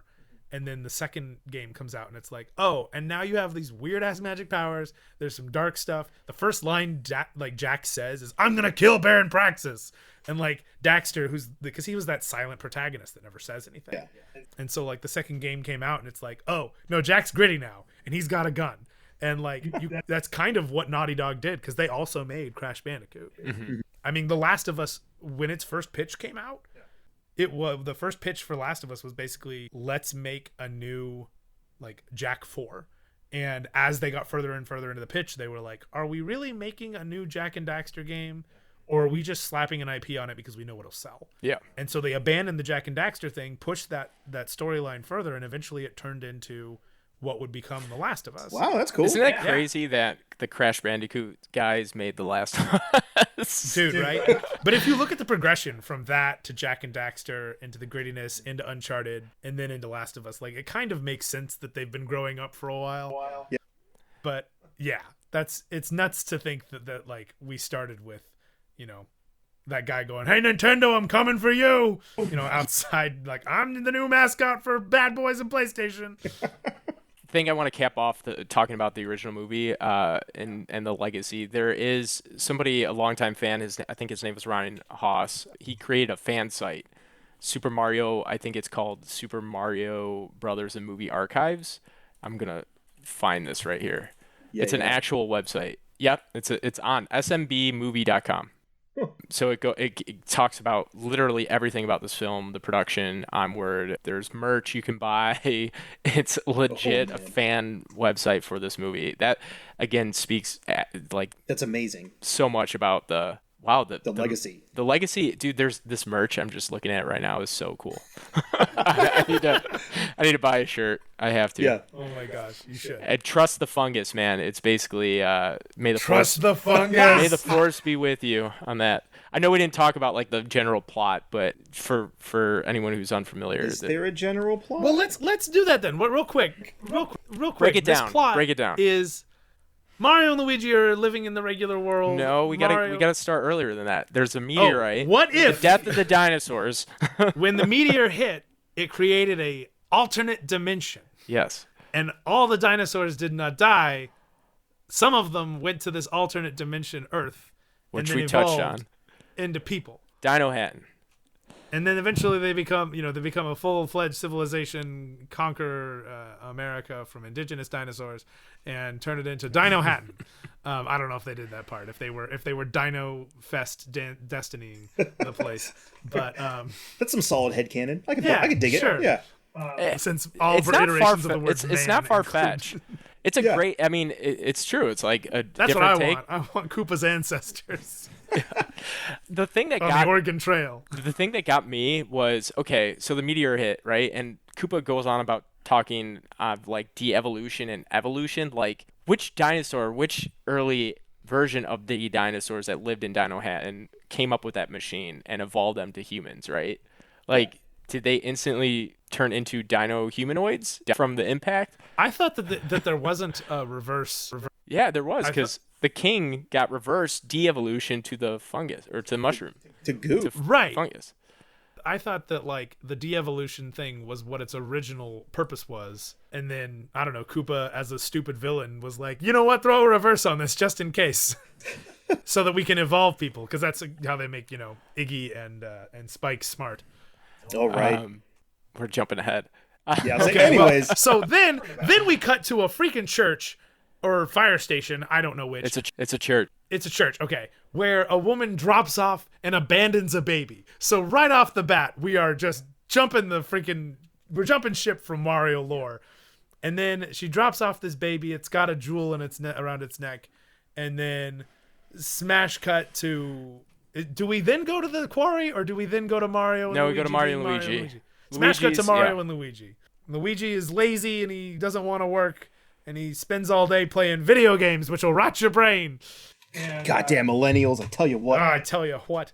And then Mario wants him to learn how to do plumbing things, but he doesn't remember. And he's like, "What do I need to know that for? I got you." And Mario does not at all sound. Who's the voice of Mario? Is it not Bob? In the games? Oh my lord! I met him at E3. So I just saw his name too. Marinette or Martinet, something Martinet. Charles Martinet. Charles Martinet. Yeah. Yeah, instead of getting somebody like what Nintendo eventually puts out with, it's a me, Mario. Wah! Instead you get, like I said earlier, I'm going to rip off all his limbs and then I'm going to kill him. But it's not too far-fetched, because at that time, the other live-action iteration of Mario was a Italian plumber who was a very Italian plumber who sounded like this, straight from Brooklyn. Yeah. Had a big old mustache. Was always getting on his brother Luigi, who looked like he was like easily 40 years older than Mario. Yeah, for yeah. the record. Like that guy was like, they were both very old. Yeah. And you're like, what are you guys doing? How were you guys cast? How old is Mario? Why is Mario being played by this near 60-year-old? But then again, it was the 80s, so he was actually probably 27. It's fair. But he was watching. Yeah, we don't know Mario's parents, so he would technically. Yeah. It kind of makes sense that he was a little older, right? So. Yeah. Sure. And in the movie, Mario has raised Luigi Mario. But how many Marios between as you an older guys? brother? Three. Mario, Luigi Mario. There's 3 Marios. 3 Marios. I love that line. It's just great. Put these Marios in their cage. Yeah, so lazy Luigi, they go on a house call. Seems like they get beat into the house call by a rival plumbing company. It was at that moment they meet the princess, not Peach, Daisy. Daisy, right, which is another thing. I was like, who the heck is this? The only time we know or have seen Princess Daisy was in the Game Boy game Super Mario Land. She was not in any of the games. We already had a Nintendo. So that was an odd choice. But Game Boy was out at the time, so they pulled from a source. So kudos to them. But anyways, we find out that Daisy is actually a princess of Dino Hatton. She gets kidnapped by. What points to her? She's a paleontologist. Go figure. She has connection to the dinosaurs. She gets pulled into the alternate dimension by Iggy and Spike, who we mentioned earlier, which are the dumb descendants or cousins of King Koopa. And that's kind of like the gist of it. Mario and Luigi follow to go after and rescue Princess Daisy. There's some very, very cool graphics with some warbly walls. Yeah. It's not terrifying at all to watch these people get sucked into this thing. Yeah. So in terms of like visual effects, believe it or not, Super Mario Brothers innovated and introduced many like techniques that have been used today from a VFX standpoint. That's what that documentary was saying. Yeah, it was the first film to have used I'm not too familiar with this because I'm not a VFX guru, but it's like the software Autodesk Flame, which is an industry standard. No way. Yeah, it was the first film to do Autodesk makes Maya. They're the CAD software. That is used for everything. They had a whole commercial for Autodesk at the Oscars this year. Yeah, they did. Super Mario Brothers was the first film to use it. that software. Oh shit! That's amazing. Autodesk needs to push that. I don't know why they don't mention that more. That should be, no. Since Mario Brothers. But yeah, a lot of effects. You get transported to a Blade Runner dystopian of Dino Hatton, which is super cool. We touched on the production. But yeah, I mean, the general theme of the movie is Mario and Luigi, like, going to rescue the princess, but in a very weird dystopian world. And now the more that I keep talking about it, like, the plot actually is very similar to it's the a solid game. Mario plot. Yeah. Yeah, no, it is. We skip all the sucked in part. You know. Yeah. It's not just, jump up and hit a block that's like, hey, welcome to Dinosaur Island. Yeah. You made Here's some it. coins. Grab some coins, have that dinosaur eat some berries on the way, and watch out for the turtles. Yeah, but they go through a lot of shenanigans. You learn more about Dino Hatton, how King Koopa came to be. There's a lot of references. Petunia's out there looking foxy. Yes. Lena, who is King Koopa's I was about to say mistress, or just... I guess. Do we even know Woman who of she is? interest. Slam piece? Is that appropriate to say on this podcast? Jeez. I mean, Lena, who might be possibly Pauline, who's possibly, stooping the Koopa. Or Mario, yeah. But yeah, a lot of a lot of references to the game. Characters like Big Bertha. There was the bomb that we saw, which is an item used in the game. The bomb that, like, you never actually really get the bomb. Like, I guess you can jump on it and throw it. You could do it in Super Mario Brothers 2. That was, like, I think when it was introduced. yeah, when you start throwing The bombs. throwing items. Yeah. And then you got the cordyceps dropping down. Yeah. There's So fungus everywhere, Weirdly enough. which is just really just dangling dirty silicone. I think that's another reason why I love this movie is, like, there's subtle nods to the games. You hear the sound effects of the coins, the one-up throughout the movie, but it's like all fun references, not straight on the nose. And then of course we were talking, and I texted you guys when we were watching it, I was about to say Sylphin Scope. This is giving me this gives me PTSD of the first episode we were talking about, Silent Scope. The Bryce, you know what I'm talking about, the Super Nintendo rifle. Oh, the Super Scope 6. Yes. So they made that, Not to be like, confused with the blaster gun. I don't remember what it's called. It's right there. It's sitting on this blaster. And I'm pointing over at my. Are you talking about the NES gun? The light gun? The NES gun. The yeah. zapper? Oh. The zapper. Yeah.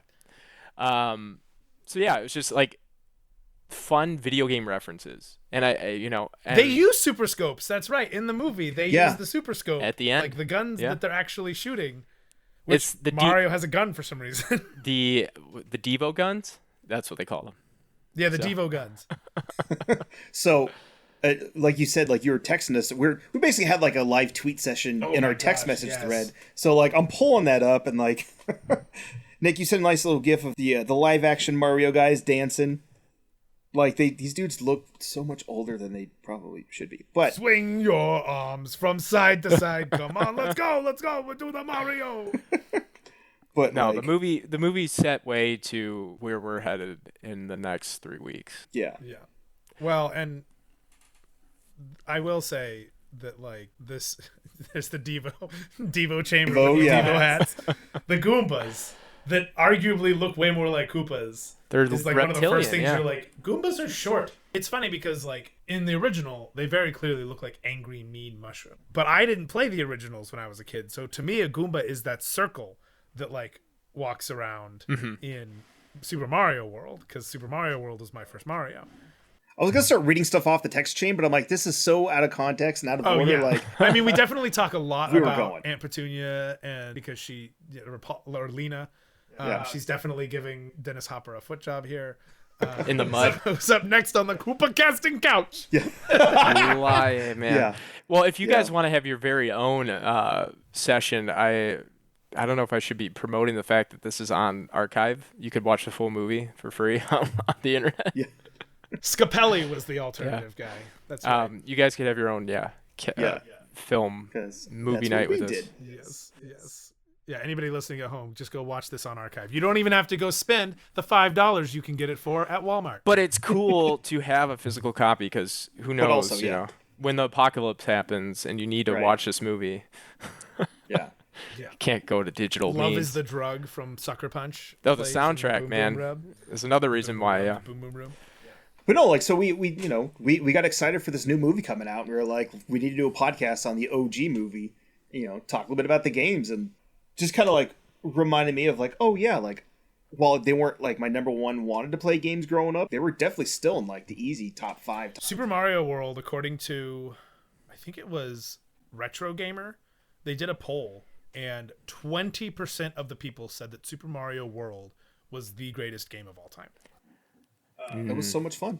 Because it is, I mean, like he says in the gaming historian video, like it's challenging, it's frustrating, it's entertaining, and it's addictive, and it's like, fun. And it's fun. It's, well, he doesn't say it. It's fun, which is really weird because he's like, it's most importantly it's addictive, and I'm like, most importantly it's fun. It's fun as hell. It's a fun addiction. World, yeah, there it is. But Super Mario World is out. What is that? 1990, 1991? No, I want to say Super Mario World was, well, I think it might be 91. All the way to 92. I don't know. 90. It was 90. 1990. Yeah, the year the Oh wait, Super Nintendo. No, 90 in Japan, 91 North America. Yep. That's right. Okay. So like Super Mario World and like Mario as an IP, like obviously lived past this movie. Oh yeah. Oh, before we go on, we should probably jump back real quick. Koopa is de-evolving people, has de-evolved the king into being a giant fungus that is covering all of Dino Hatton. And Daisy has a MacGuffin hanging around her neck, which is a MacGuffin is a term in film for the thing that everybody has to get. Daisy's like crystal or whatever is the MacGuffin, and they've been kidnapping princesses because the movie also includes a whole thing of this string of women who've gone missing in Brooklyn. Yeah. And one of them happens to be Daisy, and Daisy happens to be descended from the king. And so the Koopa, locks her in a room or whatever, locks her with the other princesses. One of them very much looks like Peach. Yep. And she and a bunch of other Brooklyn women are all there being like talking as though they all have a part later in My Cousin Vinny. It's a trick question. The Koopa car didn't come with a 4-bank. No, there's no slip differential. Anyway, they all get trapped in the thing, and then they're like, it's Daisy. She's the one we need. So they pull Daisy out, and then Koopa hits on her. He's clearly like 30 years older, and he says the iconic line, they say girls never forget their first kiss from a lizard. And you're like, what? I was already grossed out. Yeah. And then he does some tongue thing with some bad CGI. It's the 90s. And then Lena lets her out because Lena's got some beef with the Koopa, and then the Mario brothers, they get together and they somehow escape from prison because they get immediately caught because they're somehow involved because Iggy and Spike. And then Yoshi shows up to the lady. It's very seductive. There's some music. You're not sure if Daisy and Yoshi are going to get it on. They might. It is dinosaur times. But is this dinosaur a real dinosaur, or is he a de-evolved dinosaur? Did Yoshi used to have a personality like Toad? I don't know. And then they eventually all fight. Koopa, who is Dennis Hopper with weird skin on the top of his head, turns Toad into a Goomba. Goomba Toad helps him out. They do some swaying back and forth. It's a fantastic scene in the elevator. This is a podcast. That's the way to do it. That's a way to put it. Yeah. I loved that scene. I thought it was hilarious. Oh, yeah. And then they turn Koopa into an actual dinosaur. He's in like a bucket thing that looks vaguely like his little flying machine in Super Mario World. And then they leave, which then, they go back. They're now doing their Mario things. Daisy's like, I gotta stay because my mushroom dad is now a person played by some dude who looks vaguely like first Dumbledore. And then she stays, and then the movie comes to its logical conclusion until Daisy comes back in covered in ammo and guns, like she's ready to go kick some more dinosaur ass. And a very like Back to the Future, it's your kids, Marty, we gotta do something about your kids. Basically, like those were the vibes I was getting from it.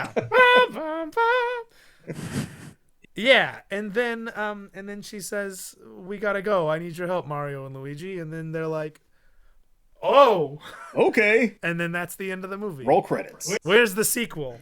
Never happening. Never happening. But Nick asked an interesting question earlier about what our sequel idea would be. And I am very curious if you could very quickly pitch a sequel. Mario Brothers with Bob Hoskins. What would it be? Nick, go. In Super Mario Brothers 2, the video game, you learn at the end of it, once you beat it, Mario was dreaming of the entire sequence. I think the sequel would be Bob Hoskins' Mario wakes up from a dream in a hospital, and then it's just another episode of Grey's Anatomy. That makes total sense. Brian, go. They go back into the to the portal, and like there's a weird time jump of like 5.5 years, but Daisy still looks young and hot. I mean, she would probably age great anyways. But it turns out there's now a gorilla, I'm liking where you're going here. and they call him Kong. maybe, I don't know. I feel like it's too on the nose That's for fair. Donkey Kong. And he's got oil barrels, and he's actually an oil baron. No, he doesn't have oil. I want to say it's. They no, call him I want to say Dixie. it's. Yeah, but I want to say he's like an olive oil baron, because it can't be too close to the games. That's fair. We don't want to actually take anything from them. No. We An just want to olive take just oil enough. baron.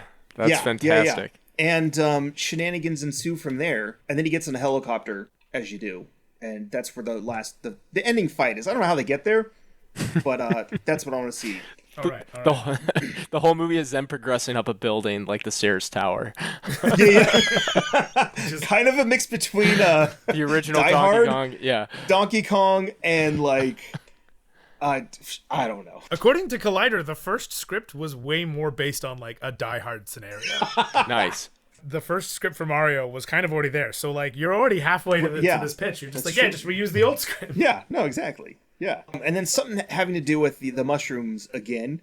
I don't know, maybe they spring up some new flower that tastes really spicy, and he breathed on somebody. He and breathes fire for sure. No, instead of he does throwing not breathe fire, because that is way too close to the game, sir. Even throwing fireballs is not the same as that's not close. That's too close for you. Yeah. No, this has to be like slapstick 90s comedy where he's like, too hot. And steam's coming out, and then he breathes on somebody, and then they like, I don't know, they have some sort of weird allergic reaction to it.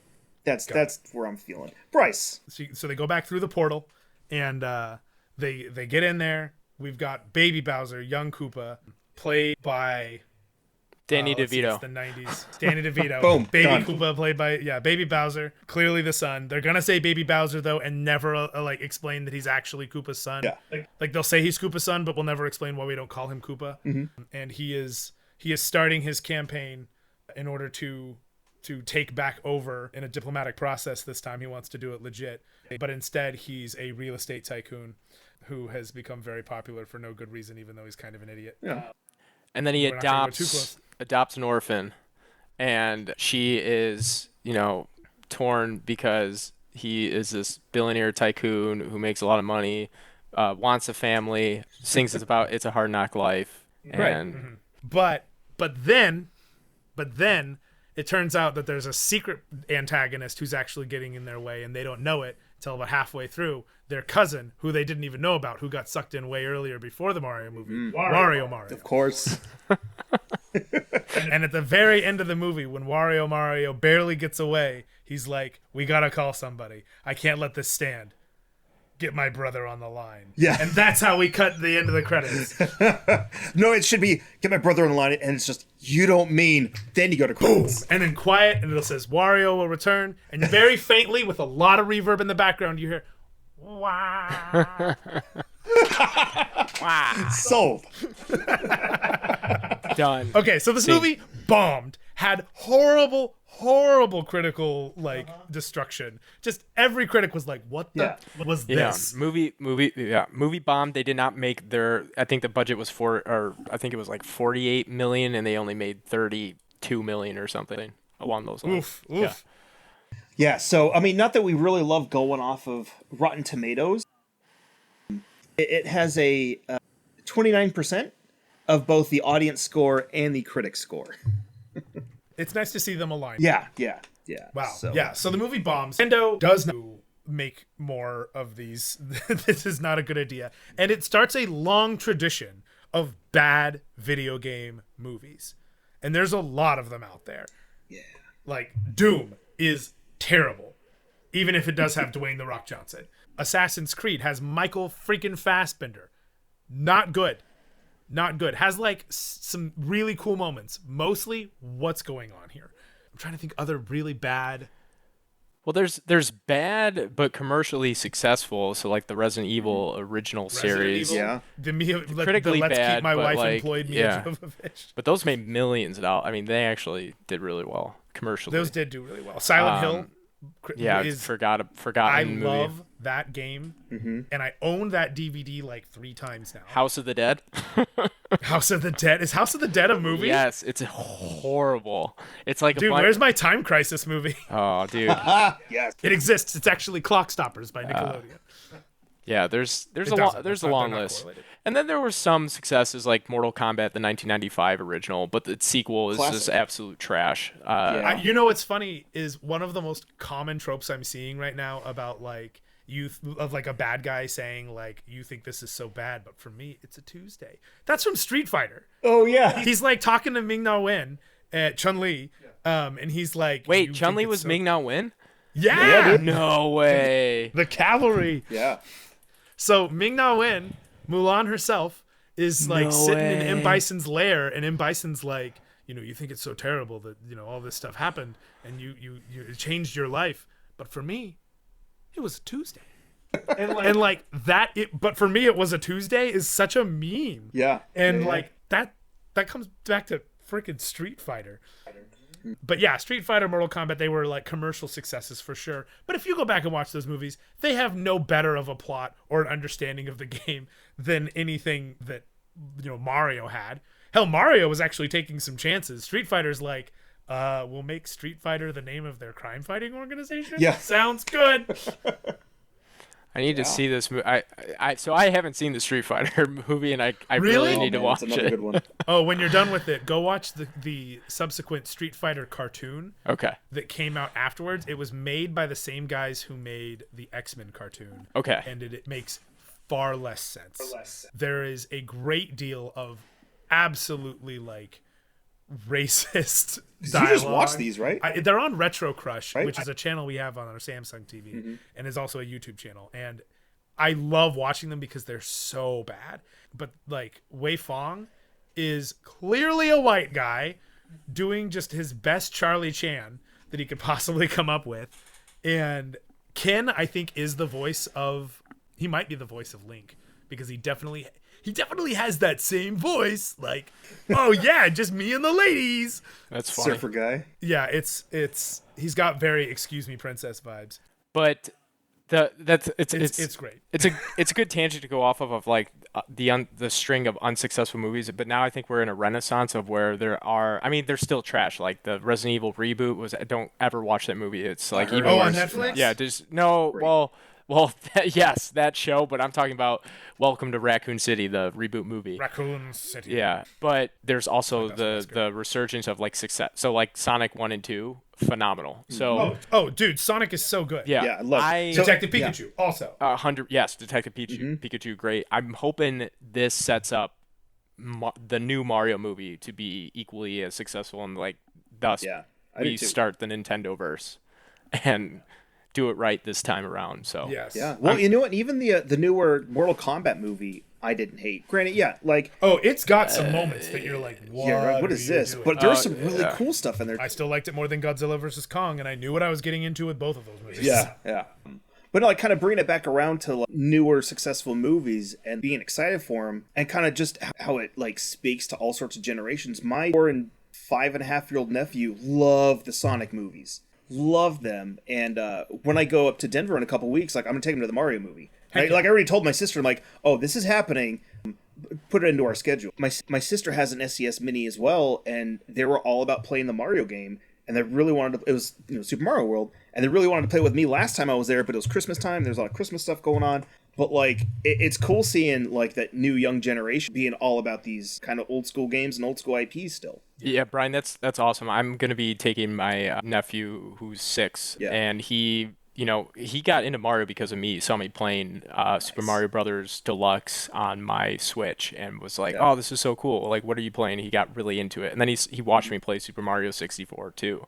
And so now his bedroom, he's got like a Super Mario Kart twin bed now, and he Heck keeps asking for the characters, draws Mario. So he's so hyped for the movie, and I can't Heck, wait to. That's so awesome. I can't wait to take. Dude, but this like, kid is living in the golden era. oh, 100%, because he hasn't even. He's playing all the iOS games, so Mario Run and the Mario Kart for Super Apple. Mario Run is so good. It is good. It's great, but I can't wait for him to actually like get the hang of like the actual Mario platformer. Once he gets a Switch, I'm getting like Mario everything, so he could actually dive into it and understand stuff. But it's great to see that this character who we grew up with, who we knew, who was such a big thing for us in pop and in pop culture in the 90s is I don't want to say making a resurgence because he never died. I just passing it on to the next generation. It's nice to see him getting the love though, because I feel like in recent years, Mario Odyssey I don't think was nearly as big as like Mario 64 was. Mario Sunshine, despite being really huge, was kind of a sleeper. I feel like everyone who played Mario Sunshine was like, dude, this is great. And everybody who didn't play it was like, well, I don't know. Because the GameCube itself was not like crazy. Galaxy, I've never beaten Mario Galaxy. But I know Galaxy had Galaxy 2 also. So like, but in recent years, I feel like Mario's been getting a lot more traction again. And it's like, now Mario's cool again. Yeah. Which is really nice. How do we feel about this casting? I'm hopeful. It was interesting at first, but I'm hopeful. Yeah, I was skeptical at first, but after seeing the trailers, I'm excited. Yeah. You know, Charles Martinet, I would love to see him. And that would have been an instance of, in Sonic 2, the actual voice actor got to play Tails in the actual movie, so that would have been a cool thing to see Martinet finally get like his... He's got to have some sort of cameo. He does. We don't know what it is, but I'm excited. But yeah, Chris Pratt, I'm indifferent, but after hearing him, it kind of makes sense, and I'm okay with it. He said a few interesting things, too. He's been like, guys, I'm not wearing overalls. Like, this isn't a live-action movie. I don't look like Mario. I get that. But, like, give me a shot here. Yeah. And after hearing his voice in the... Trailer? In both trailers, because even in the first trailer, I think he says, let's go. Yeah. I'm hoping that I really hope that with everyone's comments on the trailers that they went back and were like, let's re-record a couple of those and add on just a little bit of something. Yeah, but overall excited. It's a fun cast, a lot of great comedians, a lot of good people. I'm so excited for Charlie Day as Luigi. Yeah. And Jack Black as Bowser, like he's killing it so far. Honestly, a little worried until even for Jack Black, because I know Jack Black has a tendency to kind of stick to the higher register, and I don't like large hulking things having high voices. Yeah, it comes from a linguistic standpoint. You have tiny vocal cords. You have to have small vocal cords in order to make high-pitched voices. So you have to be able to shrink those bad boys. Jack Black, despite being kind of a bigger guy, clearly has a large, wide range. A giant dinosaur should not have Jack Black coming in there being like, ah! He can't be in there like singing freaking Kickapoo and Wonderboy. Yeah, which is funny. But can he? As Bowser. But when I heard his voice in that first one where he's just like, open the gates, I was like, that's Bowser. He's it. That's he nailed Bowser. it. That's it. Yeah. And then they start launching the little penguins, launching their little snowballs at him, and he's just standing there. Do you yield? A lot of Illumination humor, which I'm also excited for. So I think it fits the universe quite well. I was a little worried about that too, because while I do love the Lorax, and I know that part of this is just the excess of like meme usage and things like that. So Minions I got tired of them. But having Illumination be in charge of this, Illumination uses the same mouth for every single character. It's that half-cocked smile. DreamWorks particularly. They've been just throwing that character design on everyone, and it felt to me like every character design team was basically coming from one guy's head. And when I saw Illumination was doing this, I was really worried. And then when I saw the trailer, I was like, oh, you guys really stuck to what Nintendo has absolutely established. Yeah. Because you could not do Mario and diverge the way that you did with Bob Hoskins again. You murdered in the streets. Yeah. They won't. I bet my money on it. I will go out on this episode saying that it's going to be a good movie. It's going to do well at the box office. I would be shocked if it didn't. It's going to ride the hype of the theme parks opening up. I'm so excited for that theme park. Yeah. I have wanted a Nintendo theme park since I was 6 years old. I'm so hyped to go punch some yellow blocks and come out of tubes. I know. You could hit up? Reed. Yeah. Yeah, him and Britt have gone a couple of times, I think. At least once. Yeah. Yeah, I know a few other people have gone too. They're annual pass holders now. Yeah. You got to do it. Super Mario, man. It's a good time to be a Mario fan. It really is. I wanna leave and jump from this episode with the question of two questions. One, if you only could play one Mario game for the rest of your life, what would it be? And, Super Mario RPG. Okay, that's one. Ooh. Brian? Sorry, that for me, like, it was one of the first games that I owned by myself. It's the first RPG I ever played that I liked because I don't like turn-based combat that much. That's why it took me so long to play Pokemon. I love Geno. I love Mallow. I love the faux 3D that they've got going on there. Boshi is the coolest Yoshi that ever was, and the blue Yoshi was always my favorite. All the mini games that are in, I have played through that game so many times, and I just don't know that there's another Mario game that has ever captured my love the way that one has. Yeah. For a regular Mario game, because for some reason they consider that kind of like a side game. Yeah, it's such a weird offshoot. Yeah, it's not in the Super Mario Brothers. They also don't consider it like within the Mario canon or whatever. Yeah, it totally is. Whatever. But I'm gonna say Super Mario World, taking it back old school to the Super Nintendo. My very first Super Nintendo game. Yeah, that like I played Mario 1, 2, and 3 on the NES, but when that Super Nintendo came out, I don't know, I spent so much more time with that, and I don't think I've ever actually beaten it, but like I would play through those first couple levels hundreds of times and not get bored. Yeah. Very rare for me. Yeah, and Super Mario World is really fascinating because like they tried to jam that whole game out in like a year. Yeah. And thanks to the delay of the actual Super Nintendo system, they were able to have more time with it. But like they announced that game, Mario Brothers 3 hadn't even come out yet. Nick. I would say Super Mario 64 for me. That will forever be my favorite. Yeah, we know your love of that. We know. It's my favorite N64 game, top 5. I watch the speedrunning community play it all the time. It has the most. It never gets bored. I never get bored. It has such a fantastic soundtrack too. The soundtrack's great. I remember the first time I saw somebody pop it in when the N64 came around. And I get that exact same feeling every time I boot it up. So I asked for that game for so long. Yeah. And I finally got it on my birthday. And I have beaten it, but I have never gotten the 120 stars Yoshi at the top of the castle thing. Gotta grind it. You and I talked about this because that was our plan when we tried to live stream this, and that did not work. It just takes a while. I eventually did it, but yeah, you have to do it like it takes a while. It's that pyramid level, man. Yeah. I've got like 2 stars on that level I can't get. Yeah, I think TikTok. It's the clock one for me. It's that. Weirdly, I think because I got stuck on that so early on, I wound up putting a lot more time into it before I finally like got decent at it. I bet if I put it on right now, I would like be utter trash. But yeah, I think that was the first game I ever played on a big screen. Something I think I talked about on our last podcast years ago about it. My dad and I went to a Fry's, and they had it hooked up to like their big old like I don't know, like flat screen TV at the time. I don't know if it was a projector or what, but like I remember having to like look way up and like take a step back to play it on this big old screen in Fry's. Yeah. It's nostalgia for sure. Plus, if you don't want to play it, you can just stretch his face. I mean, you could just stretch his face. Sink so many hours into that. I think the face stretching thing, like I was watching Did You Know Gaming, and they were talking about the face stretching software being like a whole thing that a guy made that just kind of last minute got tossed in there, but it was actually kind of indicative of just how far the 64 could go, and he was just kind of like messing with it, and then they just kind of were like, yeah, let's just throw it in there as this fun other thing you can have. Well, it's a great tool to show the 3D capabilities of 64. Yeah, it's a tech demo. Yeah. Before you even start playing. I was saying, like, and that was a release like game with the 64, so it's like, here's what this new big badass thing can do. Yeah, our 64 came with 1080. We didn't get Mario Brothers or Super Mario. Oh yeah, because you get either or. So we got 1080, and we got a copy of Armin Sarge's Heroes. Oh, classic. And that's like I didn't get Mario 64 until I don't even know. I think it was like 4 years in, maybe. I think it was in middle school when I finally got it. I was the PS2 same way. Was on its way, and I was like, I still haven't played Mario 64 yet. I've put 90 hours into Jet Force Gemini, but I still haven't jumped through a friggin' painting. Right. Last question before we take it out. Yeah. What are you most excited for about the new film? Both of you guys. Brian, you first.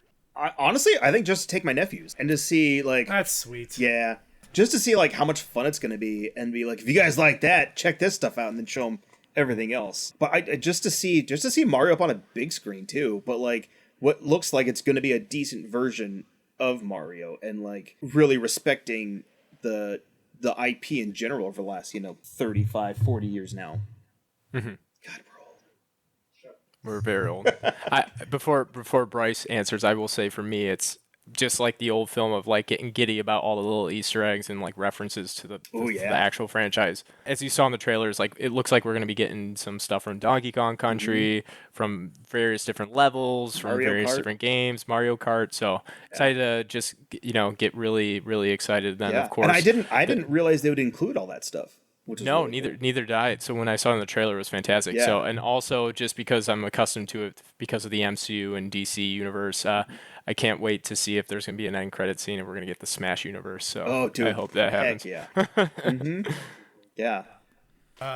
It's Donkey Kong. Yeah. Donkey Kong Country was a game that my brother and I got together for Christmas. So we both that's our game, and I lived for that Donkey Kong Country cartoon. I mean, much like Beast Wars, it was one of those cartoons that I could only watch like at a very rare occasions, so I never got tired. Oh yeah. Donkey Kong, Diddy Kong, and Donkey Kong was also one of those games where being player 2 wasn't just a reskinned character. Yeah, it was you were a completely different character. new, cool character. You couldn't do the ground pound, but you could cartwheel and jump way further. Yeah, do the spin fly thing. And then Dixie being able to do the spin fly thing, and Donkey Kong Country 2 was actually streamed on Twitch while we were raising money for St. Jude. Oh yeah. And I did that whole DMX thing. Thanks, shout out to our friend of the podcast, Eric, paying money to make me do the DMX voice for way too long. But it's to see Donkey Kong. I'm really excited that it's not just DK, but like Cranky is there. Yeah, got the whole fam. Funky is in the background. I'm really hoping that we get some Diddy Kong and Dixie Kong action too. Yeah. Like I just bought the Prima guide. Donkey Kong Country Returns. I'm probably more excited about seeing Donkey Kong than I am about the rest of it. But also Charlie Day is Luigi because I love me some Charlie Day. That's a voice I don't get sick of. Unlike Yeah. That's a whole different podcast. Yeah. Well, yeah. So that kind of covers our Mario episode. Yeah, I mean that's what you need to know. We didn't talk about any of the game's specific details. Just this crazy ass movie. Yeah. Yeah. Right. But it's cool that Nintendo's giving Mario movie a chance again because there was this online rumor for a long time that we aren't going to get that movie that you want. You're not going to get your video game movie because Nintendo is terrified to make movies because of that one time with Bob Hoskins and John Leguizamo. John Leguizamo. And I am so excited to see like Nintendo taking this chance because I feel like this opens up a possibility of maybe getting an actual Zelda movie or maybe getting a Metroid movie. And those are much more adult IPs. Those aren't going to have the same draw that Mario will. So maybe we'll go I'm down with that. I'm a Nintendo kid through and through. I had a Super Nintendo, I had a 64. We didn't switch to PlayStation until the GameCube came out. And by that point, we were like, well, if we're going to go to discs anyway, we might as well get one that actually plays DVDs. Yeah. My love for the Nintendo company has been here since I was a little kid. So to see Mario, like, back on screen again, and I really hope that we get, like, some reference to to the Super Mario Brothers movie. I'm hoping for some like, Easter eggs specifically related to that insanity, as well as some Easter eggs for just in general, like that are a little bit more adult themed. That's my favorite type of comedy where it's like this is an adult joke and it will go over the heads of every single child. Yeah. But when the kids watch it in 10 years, they'll be like, oh my god. Yeah. Like half the 90s movies. Yeah. So as we end all our usual podcasts, Nick, what kind of geeky things are you reading or watching or playing? What you got going on over there in Chicago? Oh, wow. So much geek. I alluded to my Twitch channel. It's coming back up. I took a long hiatus last year because I got married. You did. Congratulations! That was a fun wedding. Yeah. How was that? Yeah, you were. And we had an absolute blast. Yeah, I'm just picking that back up. I'm getting back into speed running. I'm going ham on that Kano report. Dude, I have to. If you come gunning for my world record, I'm gonna have to say some things. So, but yeah, collecting some action figures. Been on a hunt just recently. Getting also back into retro green. In terms of like retro gaming, I have an eBay store, so I just put up some Game Boy Advance games up on there. So really putting my hands in a million different things.